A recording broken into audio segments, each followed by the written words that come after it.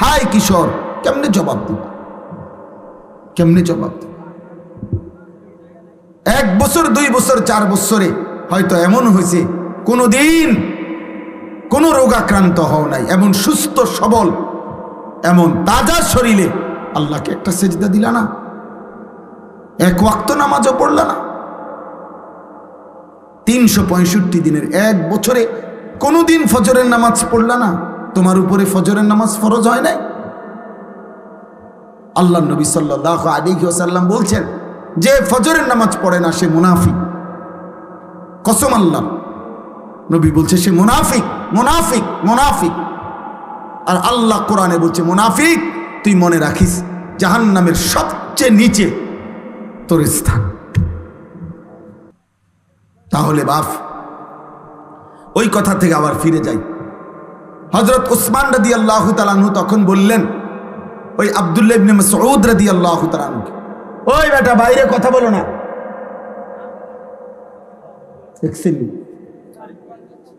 হঠাৎ করে আবার কথা বলতেছে কেন?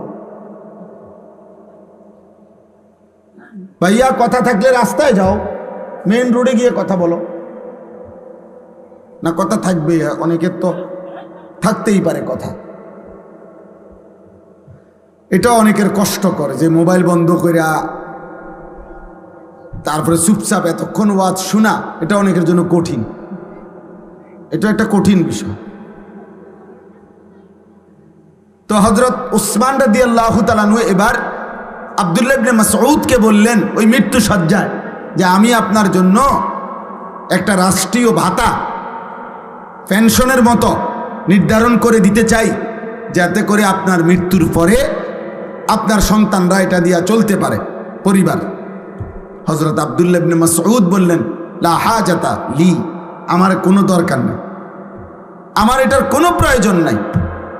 হযরত ওসমান বললেন, আরে আপনি তো মৃত্যুবরণ করবেন, শেষ অবস্থা আপনার বুঝতেছি আমরা, আপনার জন্য তো বলছি না, আপনার বিবি বাচ্চার জন্য বরাদ্দটা নিলে আপনার বিবি বাচ্চার উপকার হবে, এই জন্য আমি চাচ্ছি দিতে। উনি যেহেতু খলিফা, হ্যাঁ, তখন এই কথাটা বলার জন্য হযরত আব্দুল্লাহ ইবনে মাসউদ বললেন, হে উসমান আমিরুল মুমিনিন, আমার নবী সাল্লাল্লাহু আলাইহি সাল্লাম হায়াতে থাকাকালীন আমারে এমন একটা আমল শিখায় দিয়ে গেছে, যেই আমল আমি আমার বিবি বাচ্চা নিয়ে নিয়মিত করি, আমার ওই আমলটাই, আমার নবীর ওই ভবিষ্যৎবাণীটাই আমার জন্য যথেষ্ট। হযরত ওসমান বললেন, সেটা কি? তখন তিনি এই হাদিসটা বলছে যে আল্লাহর নবী সাল্লাল্লাহু আলাইহি সাল্লাম আমাকে বলছেন যে যে ব্যক্তি প্রত্যেক রাতে একবার সূরা ওয়াকিয়া তেলাওয়াত করবে, অভাব এবং দারিদ্রতা তাকে কোনোদিন স্পর্শ করবে না। তা আমি তো নিজেও সূরা ওয়াকিয়া পড়ি, আমার বিবি বাচ্চারারও পড়াই, তাইলে আমার সংসারে অভাব আসবে না, সেটা আমার নবী বলে গেছে। তোমার সরকারি বরাদ্দ আমার লাগবে, তোমার রাষ্ট্রীয় বরাদ্দ আমার লাগবে। এই হলো মুমিনের ঈমান। মুমিনের ঈমান। নবী সাল্লাল্লাহু আলাইহি সাল্লাম বলছেন, লাউ তাওয়াক্কালতুম আলাল্লাহ হাক্কা তাওয়াক্কুলি লা রাযাকাকুম কামা ইয়ারযুকুত তাইর তাগদু খিমাসান ওয়া তারুহু বিতানা। নবীজি বলেন, আমার উম্মত, যদি তোমরা আল্লাহর উপরে পুরো ভরসা করতে, একটা পাখিকে আল্লাহ যেভাবে খাওয়ায়, চড়ুই পাখি, সামান্য পাখিকে আল্লাহ তোমাদেরকে ওইভাবে রিজিক দিতেন। নবী উদাহরণ দিয়ে বুঝাইছেন, যেমন একটা ছোট্ট পাখি ভোরবেলায় খালি পেটে আল্লাহর উপরে ভরসা করে ঘর থেকে বের হয়, তার কোনো নির্ধারিত অফিস নাই, চাকরি নাই, ব্যবসা নাই, খ্যাত নাই, কিচ্ছু নাই, কিন্তু সন্ধ্যাবেলা সে ভরা পেটে তৃপ্ত হয়েই ঘরে ফিরে আসে। আল্লাহ তাকে ঠিকই রিজিক দিয়ে দেয়। তাহলে আল্লাহ বলেন, নবী বলেন, তোমরাও যদি আল্লাহর উপরে ভরসা করতা, এমন পাখির মতো নিয়মিত রিজিক, হালাল পবিত্র রিজিক দিয়া আল্লাহ তোমাদেরকে তৃপ্ত করে দিতেন। কিন্তু হারাম করে এটা বোঝে না, সুদ করে এটা বোঝে না। সুদ করে আল্লাহরে ডাইরেক্ট বলে, আল্লাহ আমনে পারতেন না, আমনে কুলাইতে পারতেন না, আমনের কত কাম, আমনের লোকের অভাব আর নাই, আমনের ঝামেলা অনেক, আমার সুদ আমিই নেই, আমার অভাব আমি দূর করবো। এই জন্য হারামখোর, কিস্তিখোর, সুদখোর সরাসরি আল্লাহর সাথে বিদ্রোহ করে, আল্লাহরে বুড়া আঙ্গুল দেখায়। আল্লাহ বলছে, বান্দা এমন ঘর আমি মটকায় ফেলবো না, ফরমান মনে রাখিস। তোর মতো হারাম খোর ঠিক আছে, কয়েকদিনের ভাত খা, দুনিয়া কয়দিন ভোগ কর।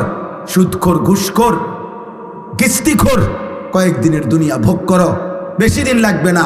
এমন দুনিয়া আমি দুনিয়া নাফরমানরেও খাওয়াই, কাফের বেঈমানকেও খাওয়াই, নাস্তিক মুরতাদকেও আমি দুনিয়া খাওয়াই, আমি জন্তু জানোয়ারকেও, আমি জঙ্গলের বাঘ ভাল্লুককেও খাওয়াই, রাস্তার কুকুর বিড়ালকেও আমি খাওয়াই।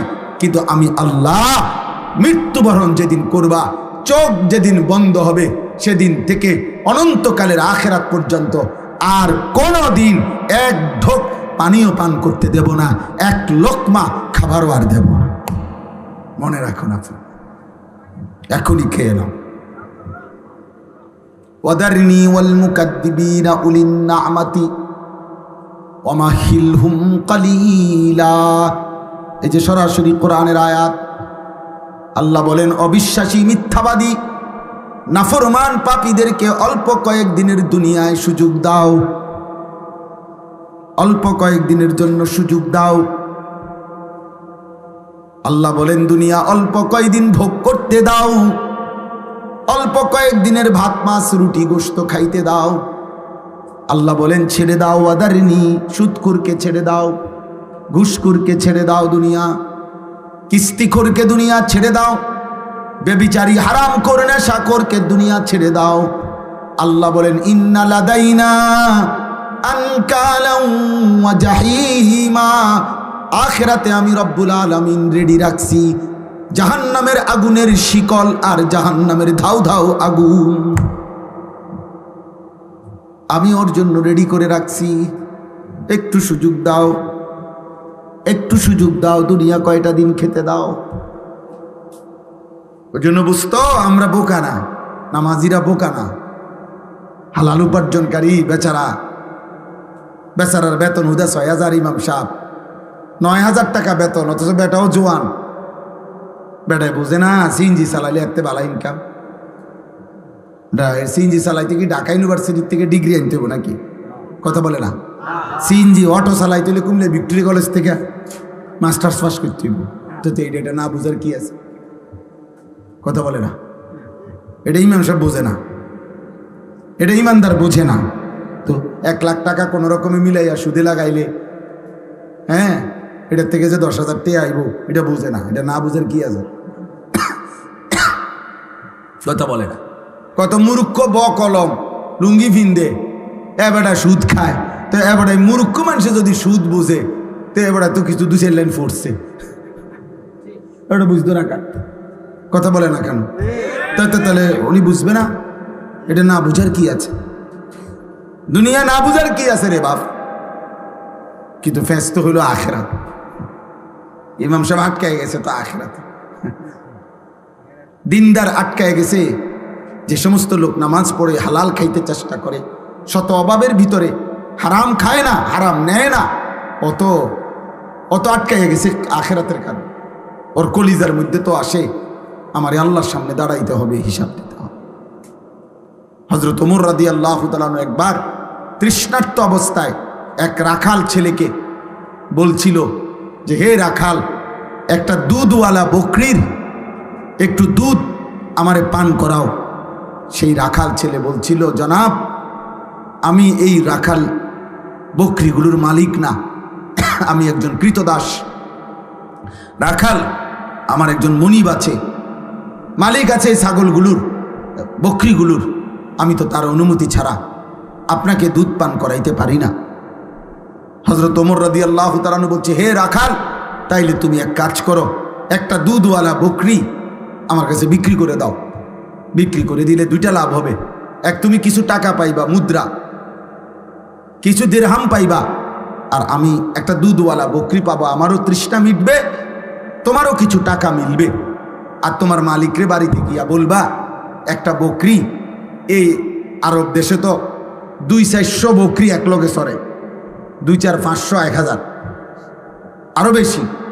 তাইলে এখান থেকে 2টা একটা হারাইয়া গেছে, কই গেছে গা, এটা বললে মালিক কিছুই মনে করবে না। কথা বোঝেন নাই?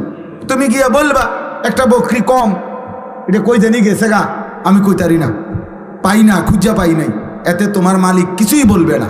হযরত ওমর যাচাই করার জন্য, মানে তার ইমানের মজবুতি কেমন এটা দেখার জন্য সে জিজ্ঞেস করছে। উনি তাকে এটা প্রস্তাব দিয়ে চাইছে। আমরা কিতাবে পড়ছি সরাসরি এই যুবক রাখাল ছেলে, সাধারণ কৃতদাস, সে পরিষ্কার বলছে ফাআইনা আল্লাহ, ফাআইনা আল্লাহ। এই বেটা, তাহলে আল্লাহ কোথায়? আল্লাহ কোথায়?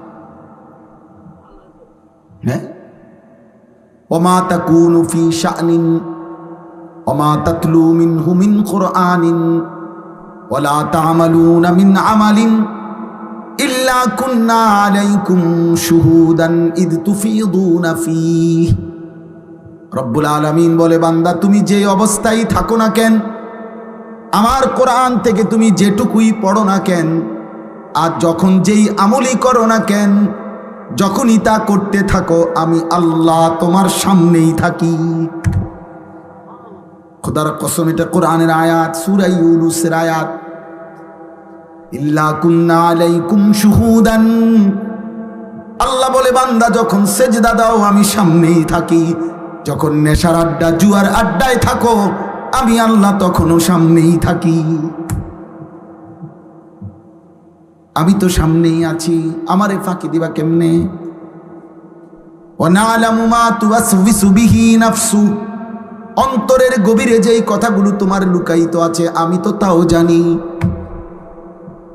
আলা ইয়ালামু মান খালাক, আল্লাহ বলে ভাবো তো বান্দা, যিনি সৃষ্টি করেছেন তিনি বুঝি জানবেন না তার সৃষ্টি কখন কি করে?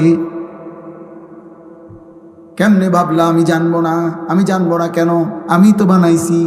বানাইছে কে? আল্লাহ।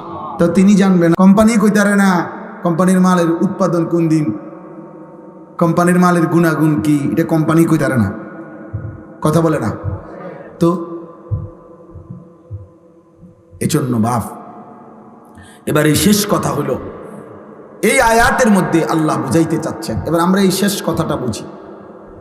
মক্কার কুরাইশরা, কাফেররা প্রতিনিয়ত তারা দুইটা কথা বলতো নবীজিকে।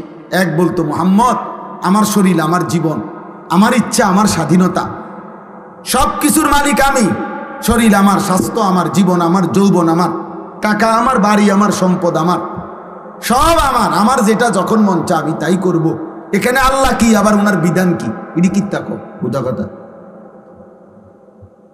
হ্যাঁ, আমার ইচ্ছা আমি যখন যা করবো, তোমায় কি এনে? দুই, মক্কার কাফেররা নবীজিকে বলতো, মুহাম্মদ এই কবর থেকে নিয়ে তুমি যা কও এটি সব দিয়ে একটা হইত না। কবর, হাসর, মিজান, ফুলসেরাত, বিচার, হাসার, আমল নামা, ইডি হুদা কথা এটি বলতো। কি কও তুমি, করতে পাইব? 500 বছর আগের কবর, এখন সেখানে কবরের চিহ্নও নাই। ওইখানকার মাটি হয়তো কত হাজার মাইল দূরে চলে গেছে, হালাইয়া দিছে। কোনাকার বাতাস, কোনকার মাটি, বালু কোনানে উড়াইয়া নিয়ে গেছে। কার হাড্ডি, কার গোস্ত, কার চামড়া কই গেছে, কই না গেছে, সারা পৃথিবীতে ছড়াইয়া ছিটাইয়া গেছে। তুমি কি কও এটি করতে আনবো টোয়া? কিভাবে আনবে আল্লাহ? কিভাবে সম্ভব? নাউজুবিল্লাহ। তারা এই কথাগুলো বারবার নবীজিকে বলতো। তো এই আয়াতে এবার বলে, আল্লাহ বলে, এই শেষ কথাটা শোনেন, প্রত্যেক পাপী, নাফরমান, কাফের, মুশরিক, বেঈমান, পাপী মৃত্যুর মুখোমুখি যখন হয়, তখন মালাকুল মউত আজরাইল যখন তার জান কবজ করতে আসে, নিয়ম হলো, হাদিসে আছে, নবী বলছে, মালাকুল মউত আজরাইল তার কলজাটা থেকে তার রুহুটা একটা টান দিয়া ছিঁড়ে ফেলে। নাফরমানের এ যখন রুহুটা ছিঁড়ে ফেলে, তখন এই রুহুটা আইসা হুলকুম, হুলকুম মানে কণ্ঠনালী, এখানে আইসা আটকায় যায়, এখানে আটকায়। এবার আর রুহুটা ভিতরেও যায় না, বাহিরও হয় না, এখানে আটকাইয়া এই নাফরমান পাপী মৃত্যুর মুখে এই সময় প্রচন্ড কষ্টে ছটফট করে।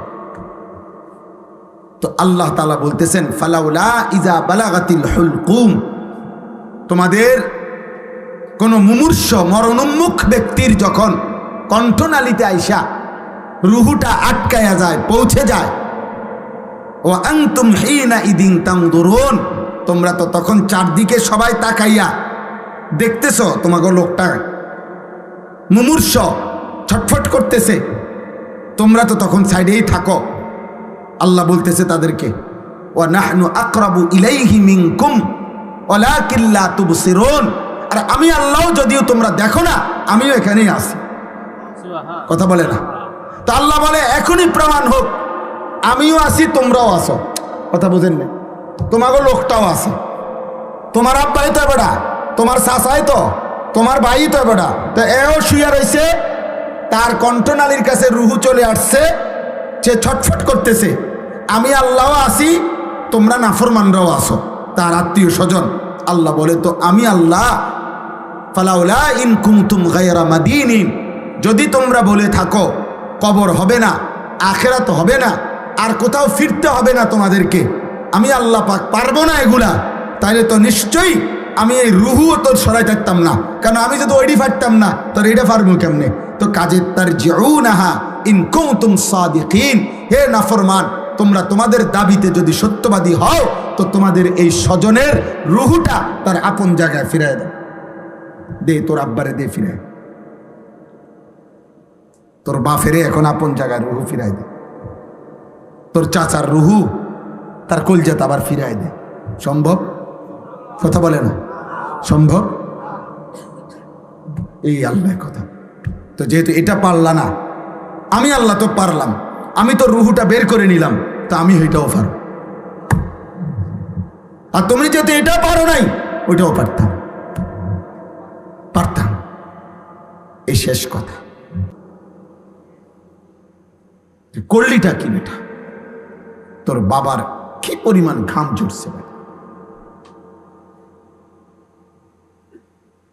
এক বাটি ভাত যদি তার মায় বলে যে দিয়ায় তোর আব্বারে দোকানে, এতে পারতাম। এতে শয়তান বন্ধু নামের শয়তান, ওই শয়তানরা দাঁড়ায় রয়েছে রাস্তা, এই শয়তানদের সাথে সে মোবাইল টিপতে যাবে, উলঙ্গ ছবি দেখতে যাবে। এই জন্য শয়তান বন্ধু নামের শয়তানদের লোকে আড্ডা দেওয়ানোর জন্য বাপের বাড়িটা শুধু মায়ের বাইরে দিছে, বাদ দোহানে কিন্তু দিয়ে যাবে, হতে পারতাম। লইয়া ছুটছে ধমকের লগে, পরের বেলা মার ভয়ে, আতঙ্কে, সন্তানের ভয়ে মার আর কোনোদিন বলে না, বাপে সন্তানের ভয়ে আর কোনোদিন বলে না। হয়তো দুপুর 2টার খানা বাপ মাগরিবের আগে হয়তো খায়, তবুও সন্তানরে বলে না যে তে যে পরিমাণ অসিব্য, তে যেভাবে গারফাক দেয়, থাক তারে কইও না।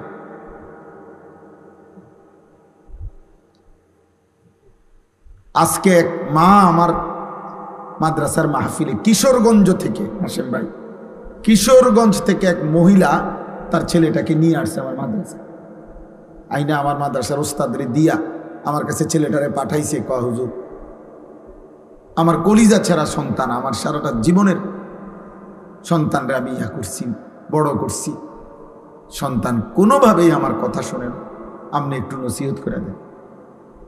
তো এই কথা বলতে গিয়ে যে মহিলা কাঁদলো, চোখের পানি পড়লো, আমি শুধু ওই ছেলেটারে বলছি, রে বাপ, তোমারে আমি কোনো কথা শুনতে চাই না, আমি শুধু এতটুকু কথা বলছি।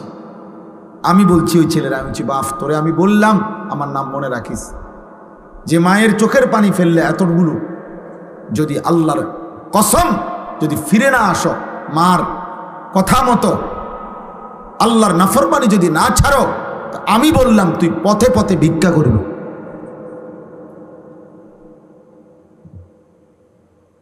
মার চোখে পানি ঝরাইয়া তুই নাফরমান, কোনোদিন সুখ দুনিয়ায় জমবে না। উড়া দুরা কয়েকদিন চলতে পারবা, এমন জায়গায় থমকে যাবা মায়েরা বদ্দোয়ায়, যেদিন আর ঘুরে দাঁড়াইতে পারতাম। কয়শো নজির লাগবে তোমার, কয় হাজার দলিল লাগবে, বাপেরে কষ্ট দিয়ে সুখে থাকবা? হ্যাঁ, মায়ের চোখে পানি ঝরাইয়া সুখে থাকবা, তোমার সমবয়সী বন্ধুরা তোমারে নিরাপত্তা দিবে। হ্যাঁ, ওই শয়তানগুলা সারাদিনে যেই বন্ধু এক ওয়াক্ত নামাজ পড়ে না, ওই বন্ধু হয়তো শয়তান। সারাদিনে মোবাইলে নারী ছাড়া, ছবি ছাড়া আর কিছু দেখে না, যে হয়তো শয়তান, হয়তো ইবলিস। ও কিসের বন্ধু আবার? ও কিসের আবার বন্ধু এটা? এর জন্য প্রিয় ছেলেরা, আমার কথা মনে রাখো আব্বা, আমি তোমাদেরই ভাই। এই গ্রামের এমন কেউ নাই যে আমারে চেনে না। বয়স্ক এমন লোক মনে হয় না কেউ আছে যা করে আমি চিনি না।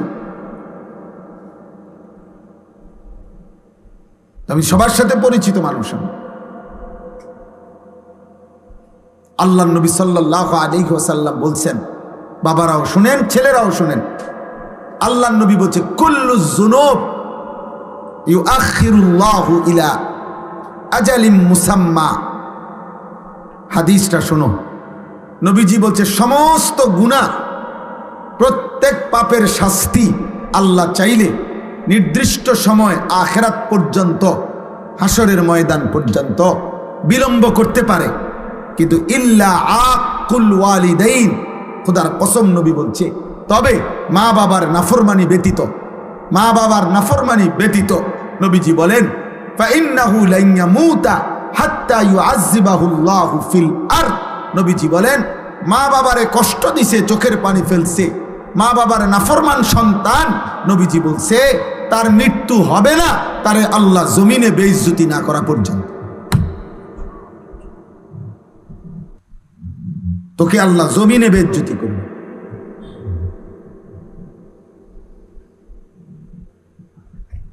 হ্যাঁ, অন্তত তুমি মানুষের বেড়ি চাও, ও চিরেই দেখবা 20 বছর পরে তোমার মেয়ে যখন আরেক বেটার লগে ভাগ্যে যাইব, আর পুরা গ্রাম তখন জুতার বাড়ি দিব তোমারে, ছিছি করবে, তখন তুমি বুঝবা মজা কাকে বল। তোমার পাপের শাস্তি কোন হান দিয়া বাইর হয়, তখন টের পাবে।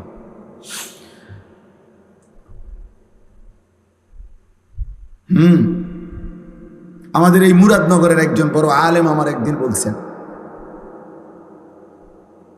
মেয়ে আরেক ছেলের সাথে পলায়া গেছে, বিবাহ বন্ধনে হোক সম্পর্ক কইরা চলে গেছে।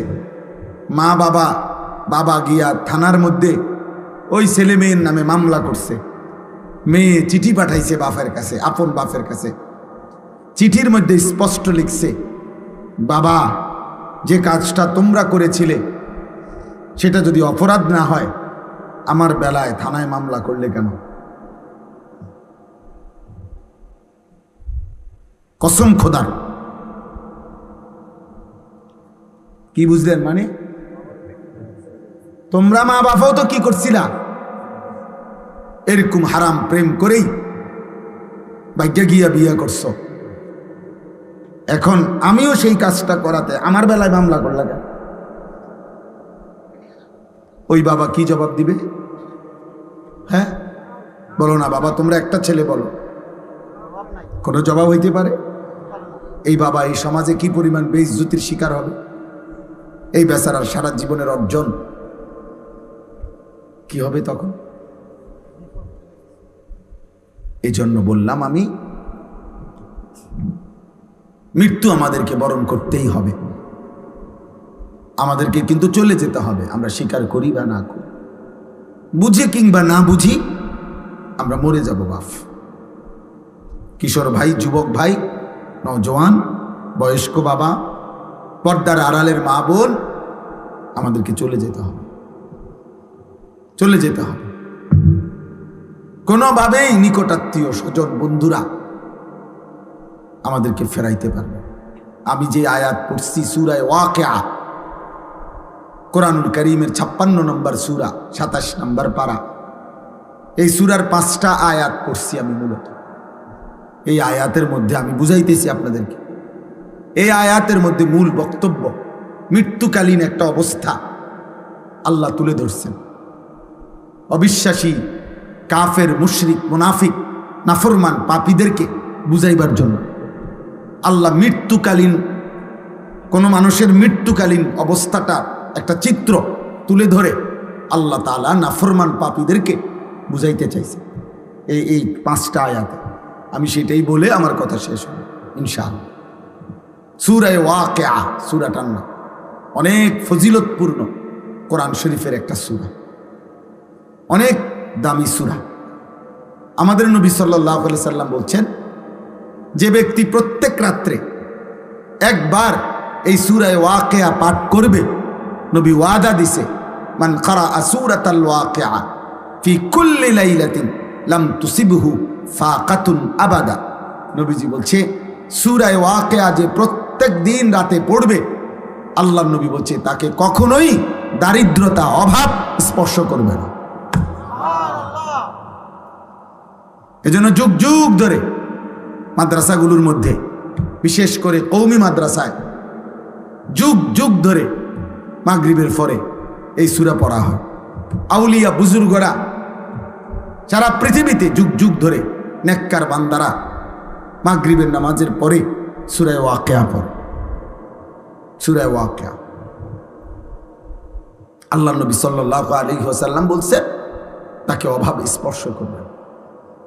রাসূলুল্লাহ সাল্লাল্লাহু আলাইহি সাল্লামের একজন বড় সাহাবী ছিলেন হযরত আব্দুল্লাহ ইবনে মাসউদ রাদিয়াল্লাহু তাআলা আনহু, অনেক বড় সাহাবী, জলিলুল কদর সাহাবী।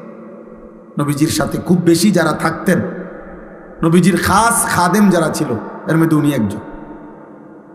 আব্দুল্লাহ ইবনে মাসউদ ইসলামের তৃতীয় খলিফা হযরত ওসমান রাদিয়াল্লাহু তাআলা আনহুর জামানায় উনি ইন্তেকাল করছেন।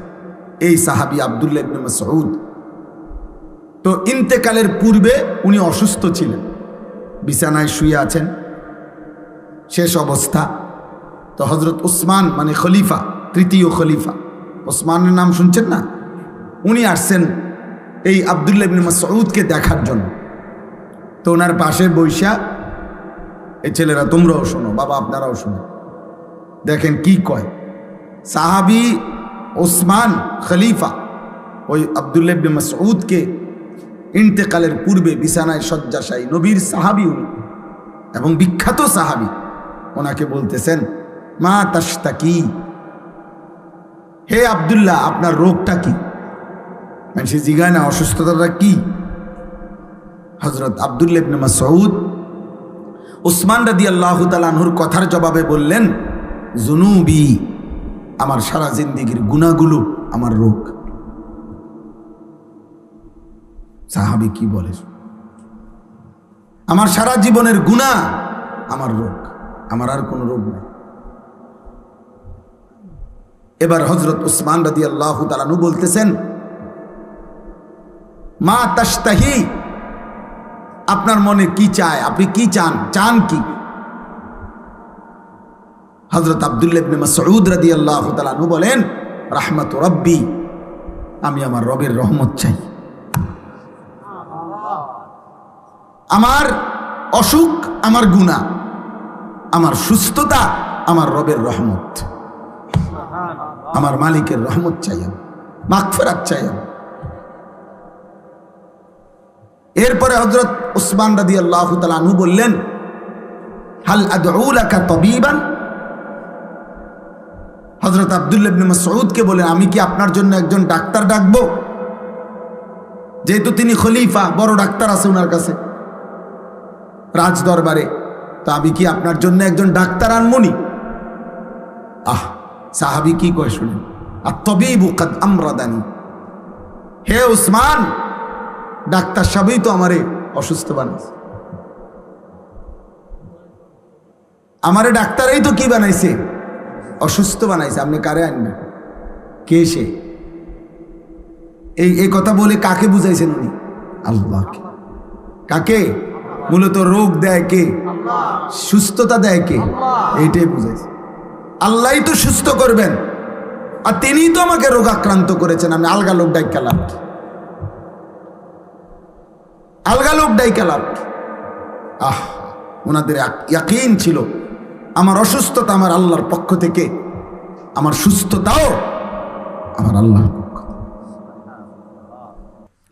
ইসলামের ইতিহাসের একজন বড় বুজুর্গ ছিলেন রবি ইবনে খাইসাম রাহমাতুল্লাহি আলাইহি, কিতাবে আছে ওনার মৃত্যুর সময় এরকম উনিও যখন শেষ অবস্থায়, ওনার সন্তানরা বলছে, আব্বা আপনার জন্য আমরা একজন ডাক্তার আনবো। রবি ইবনে খাইসাম রাহিমাহুল্লাহ, উনি বলছে, বাবা শোনো, ডাক্তার ডাকলাম হইলে আমিও, কিন্তু আমি একটা কথা চিন্তা করে দেখছি, যে ডাক্তারকে ডাকবা, ওই ডাক্তার আর আমি রুগী, ও চিরেই আমরা দুইজনেই মৃত্যুবরণ করব। কাজেই আমিও যেহেতু মরে যাব, ডাক্তারও যেহেতু মরে যাবে, ওরা ডাক্তার লাভ কি? তার চাইতে চলো আল্লাহরে ডাকি। কাকে ডাকি? আল্লাহকে ডাকি। হযরত আবু বকর সিদ্দিক রাদিয়াল্লাহু তাআলা আনহু, ওনার নাম তো আমরা সবাই জানি, জানি কি না? ইসলামের প্রথম খলিফা, নবীর কলজার টুকরা আবু বকর রাদিয়াল্লাহু তাআলা, ওনারও মৃত্যুর সময় কিতাবে আছে, সাহাবারা ওনারে দেখতে আসছে, উনি অসুস্থ, মুমূর্ষ, শেষ অবস্থা, মৃত্যু সজ্জায়। তো ওনাকে সাহাবারাও বলছে, হাল নাদউ লাকা তাবিবান, হে নবীর সাহাবী আবু বকর, আপনার জন্য আমরা ডাক্তার আনবো? হযরত আবু বকর সিদ্দিক রাদিয়াল্লাহু তাআলা আনহু বলছেন, আত-তাবিবু কাদ রাআনি, আরে ডাক্তার সব তো আমারে দেখছে, ডাক্তার তো আমাকে দেখেছেন, তোমরা কারে ডাকবা? তখন সাহাবারা বললেন, ক্বালু ফামা ক্বালা, সাহাবারা বললেন, তো ডাক্তার কি বললেন? দেখেই বলল কি? তখন হযরত আবু বকর সিদ্দিক রাদিয়াল্লাহু তাআলা আনহু বললেন, ইন্নাহু ইয়াকুলু ইন্নী ফাআলুল লিমা উরিদ, ডাক্তার সাহেব বলছেন, আবু বকর, আমি যখন যা ইচ্ছা তাই করতে পারি। সেই ডাক্তারকে আল্লাহ। এই ছিল মুমিনের ঈমান। মুমিন ইন্তেকালের মুহূর্তেও, অসুস্থতার চূড়ান্ত মুহূর্তেও কাকে বলে নাই? আর আমরা সুস্থতায়, সবল, স্বাস্থ্যবান, শরীর, যৌবন, স্বাস্থ্য সব ঠিক আছে, আহা, আমাদের আল্লাহকে মনে নাই। তোমাদের মার কষ্ট, বাবার কষ্ট, উপার্জনের কষ্ট, একটা একটা টাকা রোজগার করার যে কি কষ্ট তোমরা বুঝতেছো না। তোমরা মনে করছো তোমার আব্বা মনে একটা মেশিনের নাম, বাপ মানে একটা মেশিন যেটা টিপ দিলে টাকা বাইর, না বাপ, বরঞ্চ আমি বলছিও সেদিন, আমি এক জায়গায় দাঁড়ায় দাঁড়ায় দেখছি একজন লোক সিমেন্টের বস্তা ট্রাকের থেকে গোডাউনে নিয়ে ফালাইতেছে, যে তার মাথার চুল থেকে পায়ের নখ পর্যন্ত ঘামে, আমার কাছে মনে হয় যেন বেচারা পানির ছুটবার গেছে, এই পরিমাণ ঘাম তার শরীরটার মধ্যে। আমি অনেকক্ষণ দাঁড়ায় দাঁড়ায় দেখছি, এক বস্তা সিমেন্টের জন্য তাকে এই কোমরটা কমপক্ষে মনে করেন এখান থেকে ওইখানে 5টা মিনিট এই উপর হয়ে থাকতে হয়, এরপরে গিয়ে গোডাউনে ফালায়। এক এক বস্তা সিমেন্ট, 50 কেজি সিমেন্ট, এই সিমেন্টের বস্তাটার জন্য এই লোকটার পিঠটা বাঁকা হয়ে যায়। প্রতিবার বস্তাটা ফালাইয়া সে ছোট একটা গামছা দিয়া কপালের ঘামগুলো একবার বসে, আবার আরেকটা বস্তার লেগে যায়। এইভাবে প্রত্যেক বস্তা সিমেন্ট ট্রাকের থেকে গোডাউনে থুইলে 7 টাকা, 8 টাকা, সর্বোচ্চ যদি 10 টাকা হয়, 10 টাকা নাই সব জায়গায়, আমি জিগাইছি। তাহলে 50 বস্তা যদি সিমেন্ট নামাইয়া থাকে বেচারা, 50 বার তার কোমরটা বাঁকা হয়ে গেছে। আমার ডাক্তার, আমার এই যে আমার কোমরে বেল্ট আছে, এই যে দেখছো, আমি তো কোনো মাড়ি গাড়ি নাই, আমি কোনো সিমেন্টের বস্তাও টানি না, তাহলে আমারে শুধু এই বৈশা থাকি মাহফিলে মাহফিলে বসতে বসতে আমার কোমরের ব্যথার কারণে আমার ডাক্তার বলছে এটা বেল্ট বাইন্ধা রাখতে, নাই তো আমার কষ্ট হয়। এবং বলছে যে আপনি উপর হইয়া একটু ঝুইকাও, একটা পয়সাও মানে একটা কাগজ উঠাইবেন না, ডাক্তার সাহেব বলছেন। সোজা বসবেন, সোজা দাঁড়াবেন, খাটের থেকে শোয়ার সময় উঠা, যখন খাটের থেকে বসবেন, ঘুমের থেকে উঠবেন, বলছে দুনো হাতে ভর দিয়া তারপরে বসবেন। অথচ আমার ব্যথাটা সামান্য, আমি তো এত বেশি কোমর বাঁকা করি নাই। তাহলে ভাইয়া ওই বেচারা এত কষ্ট করে 500টা টাকা মিলাইয়া সারাদিনে সেখান থেকে তোমারে 200 টাকা দিছিল, তুমি সন্তান, তোমার হয়তো পড়ালেখার কথা বলছো, তোমার হয়তো প্রয়োজনে বলছো, এই জন্য আব্বাই তোমারে এই ঘাম ঝরানো টাকার থেকে 200টা টাকা দিছে। সেই টাকা দিয়া তুমি জানোয়ারে মোবাইলে এমবি ঢুকাইয়া উলঙ্গ ছবি দেখো। তোমার মতো নিকৃষ্ট জানোয়ার আর কোনো মানুষের বাচ্চা হতে পারে?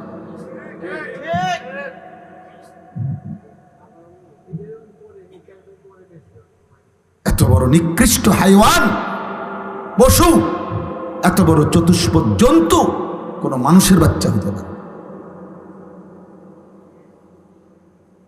করলিটা কি বেটা?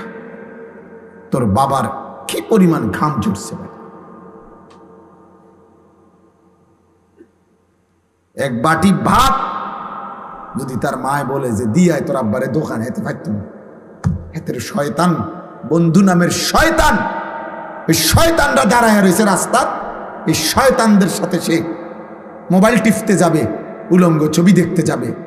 এই জন্য শয়তান বন্ধু নামের শয়তানদের লগে আড্ডা দেওয়ানোর জন্য বাপের বাড়িটা শুধু মায়ের বাইরে দিছে, বাদ দোহানে কিন্তু দিয়ে যাবে, হেতে পারত না।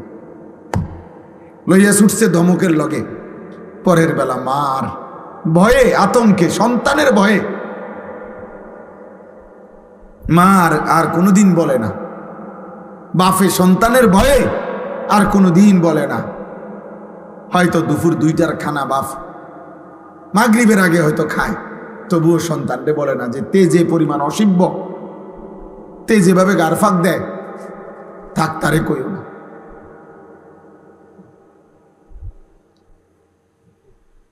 আজকে এক মা আমার মাদ্রাসার মাহফিলে, কিশোরগঞ্জ থেকে, হাসেম ভাই, কিশোরগঞ্জ থেকে এক মহিলা তার ছেলেটাকে নিয়ে আসছে আমার মাদ্রাসা, আইনা আমার মাদ্রাসার ওস্তাদরে দিয়া আমার কাছে ছেলেটারে পাঠাইছে। কয় হুজুর, আমার কলিজা ছেঁড়া সন্তান, আমার সারাটা জীবনের সন্তানরে আমি ইয়া করছি, বড় করছি, সন্তান কোনোভাবেই আমার কথা শোনে না, আপনি একটু নসিহত করে দেন।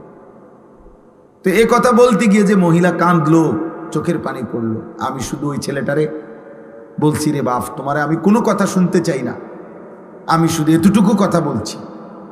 আমি বলছি ওই ছেলেরা, আমি বলছি বাপ, তোরে আমি বললাম আমার নাম মনে রাখিস, যে মায়ের চোখের পানি ফেললে এতগুলো, যদি আল্লাহর কসম যদি ফিরে না আসো, মার কথা মতো আল্লাহর নাফরমানি যদি না ছাড়ো, তো আমি বললাম তুই পথে পথে ভিক্ষা করবি।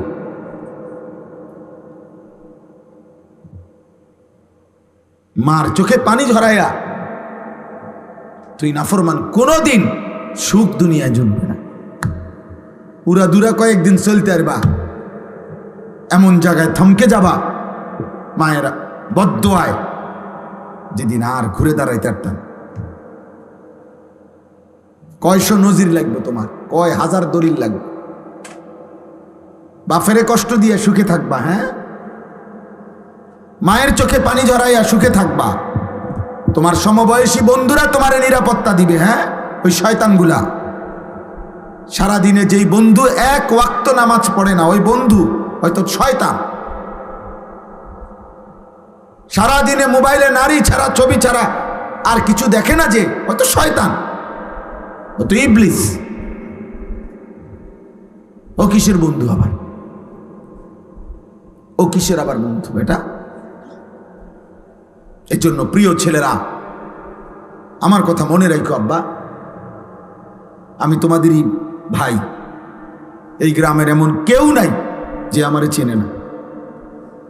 বয়স্ক এমন লোক মনে হয় না কেউ আছে যা করে আমি চিনি না। আমি সবার সাথে পরিচিত মানুষ। আল্লাহ নবী সাল্লাল্লাহু আলাইহি ওয়াসাল্লাম বলছেন, বাবারাও শুনেন, ছেলেরাও শুনেন, আল্লাহ নবী বলছে কুল্লু যুনুব ইউআখিরুল্লাহু ইলা আজালিম মুসাম্মা। হাদিসটা শোনো, নবীজি বলছে সমস্ত গুনাহ, প্রত্যেক পাপের শাস্তি আল্লাহ চাইলে নির্দিষ্ট সময় আখিরাত পর্যন্ত, হাসরের ময়দান পর্যন্ত বিলম্ব করতে পারে, কিন্তু ইল্লা আকুল ওয়ালিদাইন, খোদার কসম নবী বলছে তবে মা বাবার নাফরমানি ব্যতীত, মা বাবার নাফরমানি ব্যতীত নবীজি বলেন ফাইন্নাহু লান ইয়ামুতা হাত্তা ইউআযযিবাহুল্লাহু ফিল আরদ। নবীজি বলেন মা বাবারে কষ্ট দিছে, চোখের পানি ফেলছে, মা বাবার নাফরমান সন্তান, নবীজি বলছে তার মৃত্যু হবে না তারে আল্লাহ জমিনে বেইজ্জতি না করা পর্যন্ত। ইসলামের ইতিহাসের একজন বড় বুজুর্গ ছিলেন রবি ইবনে খাইসাম রাহমাতুল্লাহি আলাইহি, কিতাবে আছে উনার মৃত্যুর সময় এরকম উনিও যখন শেষ অবস্থায়, ওনার সন্তানরা বলছে আব্বা আপনার জন্য আমরা একজন ডাক্তার আনবো। রবি ইবনে খাইসাম রাহিমাহুল্লাহ উনি বলছে বাবা শোনো, ডাক্তার ডাকলাম হইলে আমিও, কিন্তু আমি একটা কথা চিন্তা করে দেখছি যে ডাক্তারকে ডাকবা, ওই ডাক্তার আর আমি রুগী, ও চিরেই আমরা দুইজনেই মৃত্যুবরণ করব।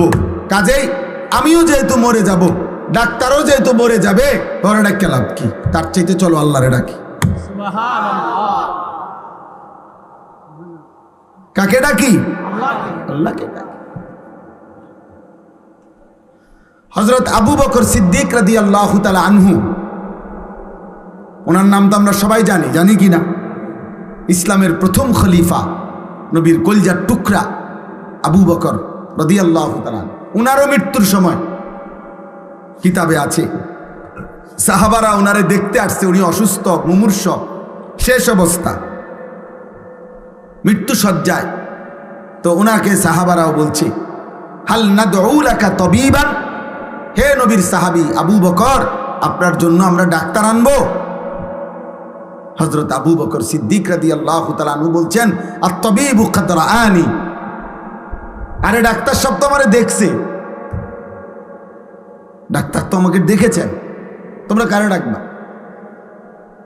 তখন সাহাবারা বললেন ক্বালু ফামা ক্বালা, সাহাবারা বললেন তো ডাক্তার কি বললেন, দেখে বলল কি? তখন হযরত আবু বকর সিদ্দিক রাদিয়াল্লাহু তাআলা আনহু বললেন ইন্নাহু ইয়াকুলু ইন্নী ফাআলুল লিমা উরিদ, ডাক্তার সাহেব বলছেন আবু বকর আমি যখন যা ইচ্ছা তাই করতে পারি। সেই ডাক্তারকে আল্লাহ। এই ছিল মুমিনের ঈমান। মুমিন ইন্তেকালের মুহূর্তেও, অসুস্থতার চূড়ান্ত মুহূর্তেও কাকে বলে নাই? আর আমরা সুস্থতায় সবল, স্বাস্থ্যবান, শরীর যৌবন স্বাস্থ্য সব ঠিক আছে, আহা আমাদের আল্লাহকে মনে নাই। হায় কিশোর, কেমনে জবাব দিব? কেমনে জবাব দিব?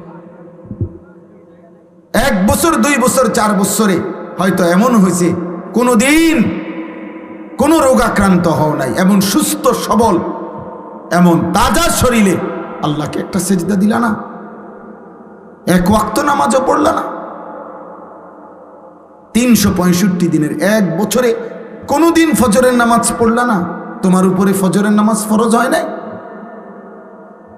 আল্লাহ নবী সাল্লাল্লাহু আলাইহি ওয়াসাল্লাম বলছেন যে ফজরের নামাজ পড়ে না সে মুনাফিক। কসম আল্লাহ, নবী বলছে সে মুনাফিক, মুনাফিক, মুনাফিক। আর আল্লাহ কোরআনে বলছে মুনাফিক তুই মনে রাখিস জাহান্নামের সবচেয়ে নিচে তোর স্থান। নওজোয়ান ছেলেরা, আসলে আমি বলতে চাচ্ছিলাম এই কথাটাই মূলত। মাওলানা ইয়াহিয়া যে এতক্ষণ বয়ান করছে, আলহামদুলিল্লাহ সে 100% না হলেও 90% আমি যেই চিন্তা চেতনা লালন করি, বছরের পর বছর আমি যা বলি, বলতে চাই, আমি এটাই দুঃখ করি, বুঝছেন? না না, এটা সাংঘাতিক বিষয়, খেয়াল করে দেখেন। আপনাদেরই ছেলে, আমাদেরই ছেলে, বললাম না তোমরা ভাইয়া, এটাই বুঝাইতে চাচ্ছি। এই পৃথিবীতে তোমরা যেমন এখন বয়সী, এই বয়সী তো আগেও ছিল বাপ। তোমরা তো আর আলাদা কোথাও থেকে আসছো না, তোমরা তো চাঁদের দেশ থেকে আসো নাই বাবা। কিন্তু ন্যূনতম আদব আখলাক, ন্যূনতম দিমাগ যদি কাজ না করে, মুসলমান হবা কেমনে ভাই? অতএব প্রিয় দোস্ত আমার, ভাই আমার, ছেলে আমার, বাবা আমার, একজনও যদি বুঝে থাকেন, এটা মনে রাখতে হবে এই পৃথিবীর সকল শক্তি দিয়ে, সকল স্বজন, সকল বন্ধু, সকল আপনজন মিলেও, আপনজন সকলে একত্র হয়েও কেরান দিয়া করুক আর জিরা দিয়ে দরুক, আপনার মৃত্যুর মুখ থেকে ফেরত দিতে পারবেন। মালাকুল মৌত নিয়েই যাবে, রুহুটা কবজ করেই নিবে। আমি আর তুমি বন্ধু, এই শেষ কথা। হাসলেও মরে যাব, কাঁদলেও মরে যাব, সুখে থাকলেও মরে যাব, দুঃখে থাকলেও মরে যাব। সেজদা দিলেও মৃত্যু হবে, শিরিক করলেও মৃত্যু হবে। আমল করতে করতে কেউ যদি আব্দুল কাদের জিলানিও হয় তাহলেও মরে যাবে। নাফরমানি করতে করতে কেউ যদি ফেরাউন নমরুদ হয় তারও কি হবে? মৃত্যু। রাজপ্রাসাদেও থাকলে মৃত্যু হবে, জীর্ণ কুঠির কুড়ে ঘরে থাকলেও কি হবে? মৃত্যু। কাজে কবরবাসীদের রুহের মাগফিরাত কামনার এই মাহফিলে কবরকে স্মরণ করো, মৃত্যুকে স্মরণ করো, মৃত্যুকে স্মরণ করো। তোমার প্রিয় কারো, তোমার বাবা, দাদা, চাচা, নানা, মামা, ফুফা, খালু, এমন কারো কবরস্থানে গিয়ে একবার দাঁড়ায়ও আর ডাক দিয়া বইল। আমার কাছে কিতাব আছে, কিতাবে লিখছে হজরত ওমর ইবনে আব্দুল আজিজ, ইসলামের পঞ্চম খলিফা, তিনি মাঝে মাঝে কবরে গিয়া কবরস্থানের সামনে ওনার আত্মীয় স্বজনদের কবরের দিকে তাকাইয়া কবরকে ডাক দিতেন, মৃত্যুকে ডাক দিতেন আর বলতেন, ইয়া মাউতু আইয়ুহাল কবরু, হে মৃত্যু, হে কবর, মাজা ফাআলতা বিল আহিব্বা, এই কবর আমার আপন জন করে গিয়া কি করলি রে? আমার আব্বারে কি করছো কবর বলো না, আমার দাদারে কি করছো কবর বলো না। হযরত ওমর ইবনে আব্দুল আজিজ বলেন, আমি শুনতে পাই কবর আমারে ডাক দিয়া বলছে, হে ওমর ইবনে আব্দুল আজিজ, তোমার আত্মীয়, তোমার স্বজন, তোমার আপন জনের শরীরের প্রতিটা অংশ জোড়া জোড়া আমি খুলে খুলে ছিন্ন ভিন্ন করে মাটির সাথে মিশাই দিছি, মাটির সাথে মিশাই দিছি। কেউ আর নাই, কেউ নাই, কেউ নাই, কেউ নাই। আল্লাহ আল্লাহ আমাদেরকে মাফ করে দেন, আমাদের সকলকে আল্লাহ কবুল করেন। দ্বীনকে ভালোবাসবেন, নামাজকে ভালোবাসবেন, ঈমান আমলের সাথে জীবন কাটা। ছেলের আব্বা দয়া করে বললাম, বাবা মোবাইলের গুনাহ ছেড়ে দাও, বাপ নারীর ছবি দেখা ছেড়ে দাও, ছেড়ে দাও বাবা। দ্বীনকে ভালোবাসো, অজু সুন্দর করো, নামাজ সুন্দর করো, আখলাক সুন্দর করো। তুমি মুসলমান, তোমার বাবা মা মুসলমান, তুমি নষ্ট হবা কেন? তুমি চরিত্রহীন হবা কেন ভাইয়া? আল্লাহ আমাদের ছেলেদেরকে তৌফিক দেন। আপনাদের জন্য আমরা এই সব সময় আসি, আমি আপনাদেরকে মহব্বত করি, আপনারাও আমারে মহব্বত করেন। মহব্বতের এই সম্পর্ক যেন চালু থাকে, আল্লাহ যেন কবুল করে। যাদের ভালোবাসায়, যাদের সহযোগিতায় এই মাহফিল হয়েছে, আল্লাহ সকলকে উত্তম বিনিময় দান করেন। আপনারা সবাই জানেন, আমার একটা মিনিটে ছোট্ট একটা কথা আছে। আমার একটা মাদ্রাসা আপনারা আছে জানেন, কুমিল্লা ক্যান্টনমেন্ট, ময়নামতি সাহেবের বাজার। আলহামদুলিল্লাহ আমার ওই মাদ্রাসায় 500-র মতো ছাত্র আছে, 34 জন শিক্ষক কর্মচারী আছে। এই মুহূর্তে আমার অনেক দিনের একটা স্বপ্ন ছিল, আছে, যে আমি একটা বড় সড়ো জায়গা কিনতে চাইছি। এই আশা নিয়ে যে আমি 2টা মাদ্রাসা আলাদা করতে চাই। একটা হলো বাচ্চাদের জন্য যেই মাদ্রাসা চলতেছে এখন, আর আমার একটা অনেক দিনের স্বপ্ন, আমি এমন আরেকটা মাদ্রাসা একই জায়গায়, আরেকটা ভবন, আরেকটা শিক্ষক কর্মচারী আলাদা করতে চাই, যেটা সর্বশ্রেণীর মুসলমানদের জন্য মাদ্রাসা। অর্থাৎ সারা বাংলাদেশের যেই কোনো শ্রেণী পেশার মুসলমান, ছোট বড়, শিশু, আরে স্কুল, কলেজ, ইউনিভার্সিটি, শিক্ষিত, মূর্খ, দিনমজুর, ঠেলাওয়ালা, কুলিওয়ালা, যে যখন যেটুকু সময় নিয়া, কারো 1 দিন, কারো 10 দিন, কারো 3 দিন, কারো 3 ঘন্টা, কারো 10 ঘন্টা, যে যখন আসবে আমাদের ওই মাদ্রাসায়, আমি একটা মাদ্রাসা আলাদা দাঁড় করাইতে চাচ্ছি, যেখানে উনি দিন শিখবে। বিশ্বাস করেন, রাত অনেক হয়েছে, যেন আমি লম্বা করতে চাচ্ছি না। হাদিসে অসংখ্য প্রমাণ আছে, সাহাবাই কেরাম দলে দলে এসে কখনো 10 জন, কখনো 20 জন, কখনো এসে নবীজির কাছে 10 দিন থাকতেন, কখনো 20 দিন থাকতেন, কখনো 3 দিন থাকতেন, আইসা দিন শিখতেন। অজু, নামাজ, সূরা, কেরাত, দোয়া, কালাম, আত্তাহিয়াতু, নামাজ শিখতেন, ঈমান আমল শিখতেন। এই জন্য আমি একটা মাদ্রাসা একজন মুসলমানের সামান্যতম আবেগ তো থাকবে, আদব তো থাকবে। এটাই আমি বলতে চাই সবসময়, আমার কথা এটা, যে মৌলানা বলতেছিল যে মৌলানা ইয়াহিয়া ও আমার এই চিন্তা চেতনার সবচেয়ে প্রধান আমার একজন সাথী, আমার ছাত্র, আমার সাগরিদ, সবসময় লালন করে এই কথা, এই চিন্তা, যে এই সমাজের খুব দ্রুত গতিতে, আমরা এটা বুঝাইতে চাইতেছি, খুব দ্রুত গতিতে স্রোতের মতো কিশোর যুবক ছেলেরা তোমরা অশ্লীলতা, বেহায়াপনা, অসভ্যতা, নোংরামি, মানে নিজেদের বরবাদির দিকে ছুটতেছ। এটা শুধু পায়ে হাঁটার গতি না, স্রোতের গতি, স্রোতের গতি। কক্সবাজার সমুদ্র সৈকতে অনেক সময় বিপদসীমার একটু দূরে চলে গেলে স্রোতের ওই লোক আর ফিরতে পারে না।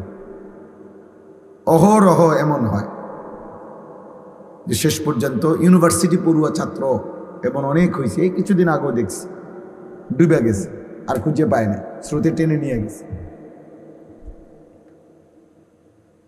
এজন্য গুনাহ সব কালেই মানুষ করছে, অপরাধ সব কালেই মানুষের মধ্যে ছিল। ভাইয়া, তোমরা যা করতেছো এটা বাড়াবাড়ি করতেছো,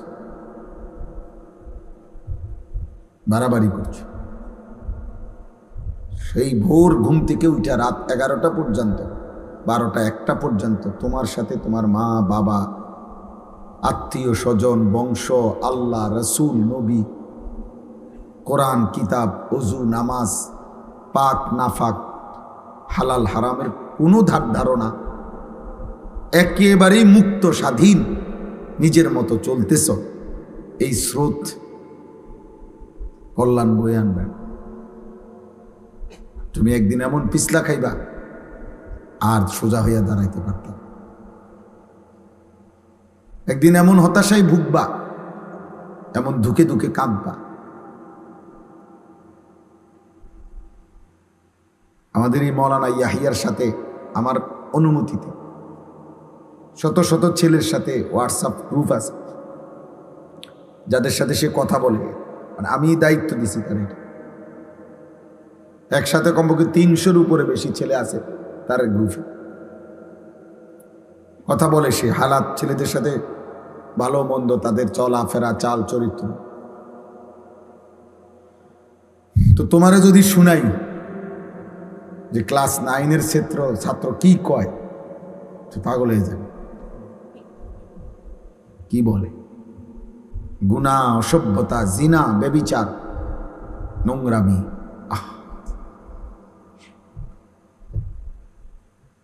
এজন্য তোমার কাছে তো ভাইয়া বলবে না, তোমার সমবয়সী হয়তো তোমার সাথেই চলে ফিরে, কিন্তু তার যে জীবন সব শেষ, যৌবন সব শেষ,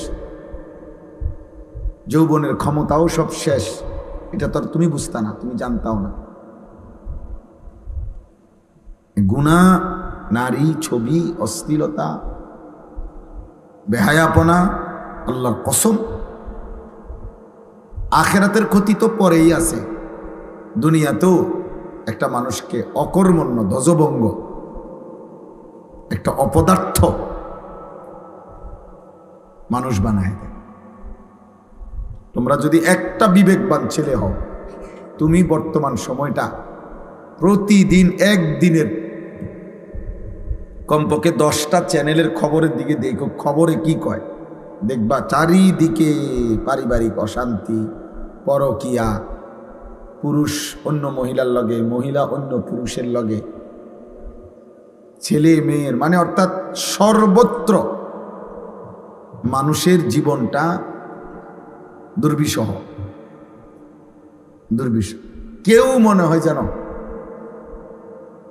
তৃপ্তি পাচ্ছে না, অতৃপ্ত, অতৃপ্ত। এটা অধঃপতনের অর্ধেকের কাছে পৌঁছে গেছে। এই দেওয়াল ভাঙা যাবে। এই সমাজের এই হালাত হইলে, তোমরা গ্রামগঞ্জের ছেলে, তোমরা তো এখানে গ্রাম অঞ্চলের ছেলে, তোমরা আশপাশের গ্রাম, এই গ্রামের, তো তোমাদের চুল চেহারা যদি এমন হয়, তোমরা গ্রামগঞ্জের মানুষ হয়েও যদি এক ওয়াক্ত নামাজ পড়তে মন না চায়, তাহলে কোটিপতির সন্তান, বিত্তশালী, তাদের কি হালাত? তাদের হালাত কি? অথচ অনেকের বাবা আছে অল্প আয়ের মানুষ, কষ্ট করে উপার্জন করে নিজে না খাইয়া, নিজের হয়তো একটা গেঞ্জি, একটা লুঙ্গি, কিন্তু সন্তানের জন্য সব উজাড় করে দেয়। কিন্তু তোমরা যা করতেছো এর বিনিময়ে এটা ঠিক না। আজ হোক কাল হোক পস্তাইতে হবে, আফসুস করতে হবে। তোমার আব্বা তোমার সমবয়সী না, কাজে স্বাভাবিক হিসাব হইল হতে পারে, স্বাভাবিক হিসাবে তোমার আব্বা তোমার আগে কবরে চলে যাবে, কিন্তু তোমার কপাল নিয়ে তুমি থাকতে হবে। অভাব, দারিদ্রতা, দুর্ভিক্ষ সারা পৃথিবীতে ধেয়ে আসছে। গতকালকেও আমি শুক্রবার, গতকাল নিয়ে গেল শুক্রবার, গতকালকে আমেরিকার একজন, আমেরিকায় প্রবাসী আমাদের গুরুত্বপূর্ণ শিক্ষিত একজন ব্যক্তি, ওনার সাথে কথা বলছি।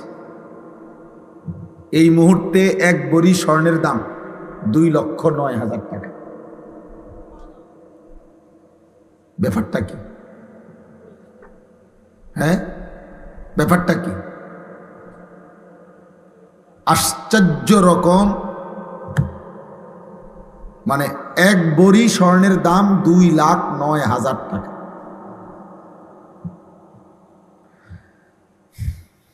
অথচ এটা অবাক করা ব্যাপার, আশ্চর্য। পৃথিবীতে, সারা পৃথিবীতে কি হইতেছে আন্তর্জাতিকভাবে, কারণটা কি? স্বর্ণের দাম এরকম আকাশচুম্বী হয়ে গেল কেন? একটা উদাহরণ দিলাম আর কি দোস্ত। কৃত্রিম অভাব, কৃত্রিম সংকট, কৃত্রিম দুর্ভিক্ষ তৈরি করা হবে এই পৃথিবীতে, মনে রাখবেন। হ্যাঁ, উনি আরো অনেক তথ্য দিছে যেগুলা এমনি স্বাভাবিক সবার সামনে বলার মতো। হ্যাঁ, এই জন্য বললাম,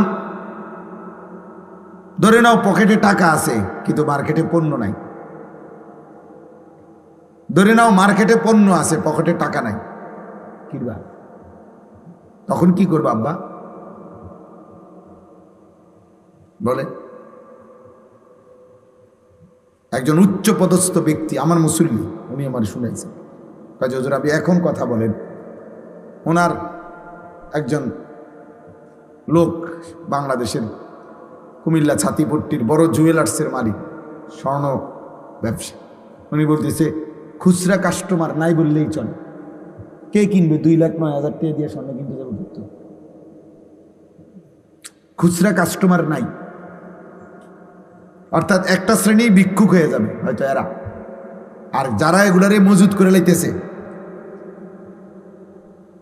তারা কৃত্রিমভাবে পৃথিবীতে অনেক বড় সংকট তৈরি করবে। এটা একটা বললাম, এরকম অসংখ্য বিষয়। এজন্য দোস্ত, আমি এখানে অর্থনীতি বুঝাইতে আসি না বা পণ্ডিতি কথা বুঝাইতে আসি না। আমার উদ্দেশ্য হলো তোমরা, আমরা যেভাবে আমাদের আল্লাহর সাথে সম্পর্ক ছিন্ন করতেছি, আল্লাহকে যে পরিমাণ নারাজ করতেছি আমরা, আমাদের উপরে বড় সড় মুসিবত আসবে, বড় সড়। যেদিন একটা রুটির জন্য মাইলের পর মাইল হাঁটতে হবে, সেদিন আর চুলের ফ্যাশন থাকবে না।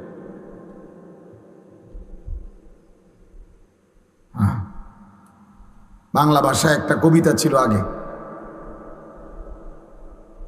অনেক আগে, দুর্ভিক্ষের সময়, যে ভাত দে নয়তো মানচিত্র গিলে খাবো। অভাবের তাড়নায় কবি বলছিল যে ভাত দে নয়তো কি মানচিত্র, মানে পুরা দেশ গিলে খাবে। এটা এই ছবিটা তো আছে এখনো, আমরা তো ছোটবেলায় পড়ছি। 1974 সালের দুর্ভিক্ষে কুকুরে এবং মানুষে একই ডাস্টবিন থেকে পচা লাশ আর পচা খাবার তুলে খাইছে। শিল্পাচার্য জয়নুল আবেদিনের মনে আছে এই ছবি? আমরা ছোটবেলায় স্কুলে পড়ছি না, প্রাইমারি স্কুলে, আমিও তো পড়ছি। 74-এর মনন্তর, 74-এর দুর্ভিক্ষ, তো এই কয়দিন আগে ঘটনা। 74 সাল তো এই মধ্যে, এখনো 50 বছর হয় বা একবার মুখোমুখি 51 বছর। এজন্য বাবা আমি বললাম, প্রিয় ভাই, এত অসভ্যতা, এত চরিত্রহীনতা একজন সুস্থ স্বাভাবিক মুসলমান করতে পারে। তোমাদের চেহারা দেখলেই বোঝা যায় বাপ, সারা দিনে মোবাইল ছাড়া, নারী ছাড়া, ছবি ছাড়া, উলঙ্গপনা ছাড়া আর যে কোনো কাজ নাই তোমাদের হাতে, এটা চেহারা দেখলেই বোঝা যায়। তোমাদের অসংখ্য ছেলের চেহারা দেখতেই বোঝা যায় গত 6 মাসে না, গত 2-4 বছরে কোনোদিন 5 ওয়াক্ত প্রতিদিন নামাজ পড়ছো কিনা তার কোনো চিহ্ন তোমাদের চেহারায় নেই। কি খবর বাপ, এত নষ্ট হয়ে গেল কেন?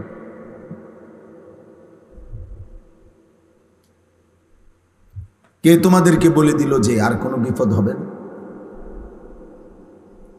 এত নিরাপত্তা পেয়ে গেলা কেমন? তোমার আব্বা বিদেশ, এই জন্য না? তোমার আব্বা বিদেশ মনে করছো এই জন্য না? মানে বিদেশের উপরে কোনো মুসিবত আইবে না, কথা বলে না? ইউরোপের উপরে কোনো মুসিবত আসতে পারে না, মধ্যপ্রাচ্যের উপরে কোনো মুসিবত আসতে পারে না। তাইলে ফিলিস্তিন আরব না? ফিলিস্তিন যেটা গাজা, ফিলিস্তিন তো আরবের অংশ। 52 বৎসর যে সিরিয়া জুলুমের শিকার ছিল তো আরব। ইয়ামানের মধ্যে আরব দেশ ইয়ামান, লক্ষ লক্ষ মানুষ ভিখারি ক্যাম্পে থাকে, শরণার্থী শিবিরে।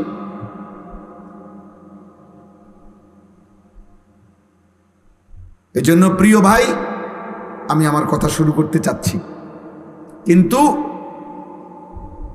আমি দেখলাম তোমাকে চেহারা দেখে, মোবাইলের স্টাইল দেখে বুঝছি তোমরা মানে খুব রঙের সাগরে ভাসতেছ। তোমাদের যে কোনো দিমাগ আছে বোঝা যায় না। তোমাদের মার কষ্ট, বাবার কষ্ট, উপার্জনের কষ্ট, একটা একটা টাকা রোজগার করার যে কি কষ্ট তোমরা বুঝতেছো না। তোমরা মনে করছো তোমার আব্বা মনে একটা মেশিনের নাম, বাপ মানে একটা মেশিন যেটা টিপ দিলে টাকা বাইর। না বাপ, বরঞ্চ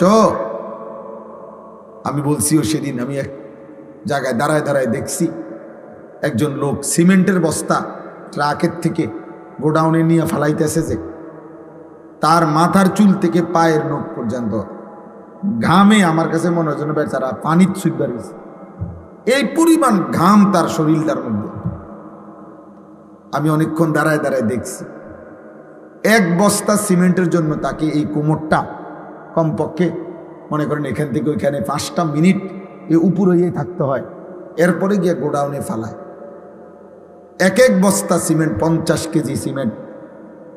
এই সিমেন্টের বস্তাটার জন্য এই লোকটার পিঠটা বাঁকা হয়ে যায়। প্রতিবার বস্তাটা ফালাইয়া সে ছোট একটা গামছা দিয়া কপালের ঘামগুলো একবার বসে, আবার আরেকটা বস্তার লেগে যায়। এইভাবে প্রত্যেক বস্তা সিমেন্ট ট্রাকের থেকে গোডাউনে থুইলে 7 টাকা, 8 টাকা, সর্বোচ্চ যদি 10 টাকা হয়। 10 টাকা নাই সব জায়গায়, আমি জিগাইছি। তাহলে 50 বস্তা যদি সিমেন্ট নামাইয়া থাকে বেচারা, 50 বার তার কোমরটা বাঁকা হয়ে গেছে। আমার ডাক্তার, আমার এই যে আমার কোমরে বেল্ট আছে, এই যে দেখছো, আমি তো কোনো মাড়ি গাড়ি নেই, আমি কোনো সিমেন্টের বস্তাও টানি না। তাহলে আমারে শুধু এই বৈশা থাকি মাহফিলে বসতে বসতে আমার কোমরের ব্যথার কারণে আমার ডাক্তার বলছে এটা বেল্ট বাইন্ধা রাখতে, নাই তো আমার কষ্ট হয়। এবং বলছে যে আপনি উপর হইয়া একটু ঝুইকাও, একটা পয়সাও মানে একটা কাগজ উঠাইবেন না, ডাক্তার সাহেব বলছেন। সোজা বসবেন, সোজা দাঁড়াবেন। খাটের থেকে শোয়ার সময় উঠা, যখন খাটের থেকে বসবেন, ঘুমের থেকে উঠবেন, হচ্ছে দুনো হাতে ভর দিয়া তারপরে বসবেন। অথচ আমার ব্যথাটা সামান্য, আমি তো এত বেশি কোমর বাঁকা করি নাই। তাহলে ভাইয়া ওই বেচারা এত কষ্ট করে 500টা টাকা মিলাইয়া সারাদিনে, সেখান থেকে তোমারে 200 টাকা দিছিল, তুমি সন্তান, তোমার হয়তো পড়ালেখার কথা বলছো, তোমার হয়তো প্রয়োজনে বলছো, এই জন্য আব্বাই তোমারে এই ঘাম ঝরানো টাকার থেকে 200টা টাকা দিছে। সেই টাকা দিয়া তুমি জানোয়ারে মোবাইলে এমবি ঢুকাইয়া উলঙ্গ ছবি দেখো। তোমার মতো নিকৃষ্ট জানোয়ার আর কোনো মানুষের বাচ্চা হতে পারে?